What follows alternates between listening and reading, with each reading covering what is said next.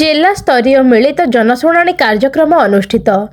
जिलापाल अब्दुल मोहम्मद अख्तर को अध्यक्षतार तालचेर पंचायत समिति सभागृह ठारे जिला स्तरीय मिलित जनशुणाणी कार्यक्रम अनुष्ठित होइथिला।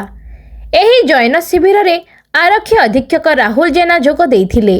जनशुणाणी शिविर रे समुदाय 59टी अभियोग ग्रहण करा जायथिला। सेथि मध्यरु 45टी व्यक्तिगत और 14टी ग्राम्य भित्तिक अभियोगर शुणाणी होइथिबा बेले 5टी अभियोगर तुरंत फैसला करा जायथिला। जनकु रेडक्रॉस पांठिरु मोट 10,000 टंका चिकित्सा सहायता राशि प्रदान करा जायथिला।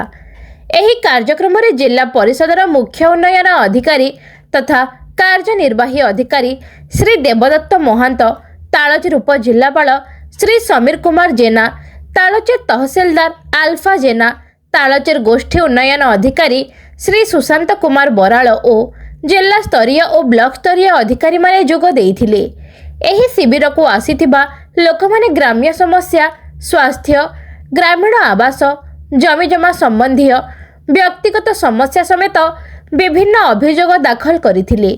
अनुगुल तालचेरु देवेंद्र कुमार साहू रिपोर्ट अनुध्यान टीवी।